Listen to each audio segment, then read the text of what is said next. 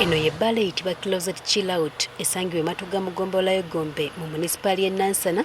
Obulamu bwa Claire Owaisenga mwe bwakomekerezeddwa. Omusajja Jordan ayine byonna agambibwa okuba kanyama w'ebbaala eno bwe yamukubye n'amumiza omuso. Okusinziira ku batuuze, ente bwe yavudde ku kasimu akabuze ku kasitoma omu ate nga yabadde muganzi wa Claire Owaisenga eyattiddwa. Wabaddewo essimu eyabuze ne wabaawo obutakkaanya. Bawunsa n'akuba kilayanti paka we yafudde. Omusajja gwe yabadde naye essimu n'ebula ne bagamba nti omuno omuwala wange yagitutte. Ne bano omuwala nagasinze ngiyina. Bawunsa ye yavudde eri teyawuliriza n'atandika kuba muwala. Kubanga omuntu yankubidde essimu n'agamba jangu olabe muganda wo bamukubye bubi nnyo era alabika bamututte embulago. Omukazi ng'ajjawo nga kufumba nampita angamba jangu yanguwa botamwanyi mutowo ngamba ni nampita yangamba janguwa bamutagenda omutaasi ninzija misinde kutuuka wano ngansanga kandi kereya nimubuuza kereya kiki nangamba bankwatidde essimu ngu naye essimu sigirina essimu nimugamba eriwa nangamba sigirina bampayiza buwaayirizi. Bagamba kanyama ono yandibanga yabadde n'obuzibu ku mukazi ono.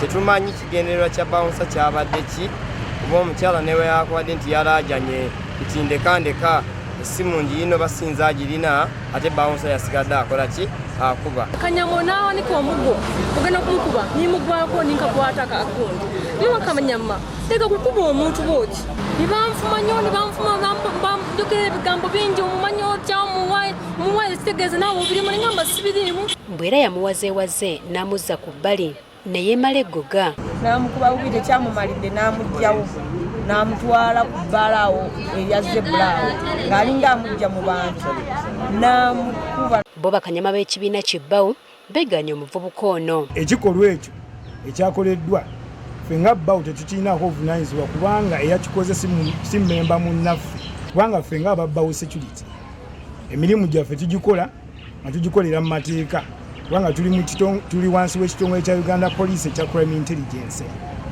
era nga tumanya amateeka ne protocols kwe tukolera.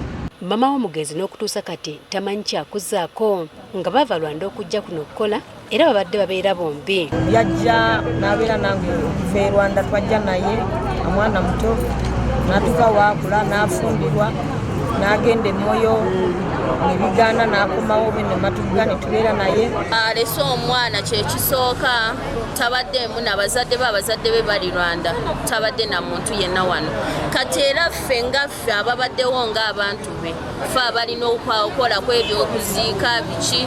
Okusinziira kwa myuka omwogezi wa poliisi mu Kampala n'emiriraano Luke Owaisigire, omuwala ono yagenze okutuusibwa ku poliisi ng'akubiddwa nnyo era yafudde ng'atuusibwa mu ddwaliro. Twakizuula nti ate omuntu gwe batuleetedde okuba nti no tusiba nga bamulumiriza obubbi embeera gy'alimu si nnungi.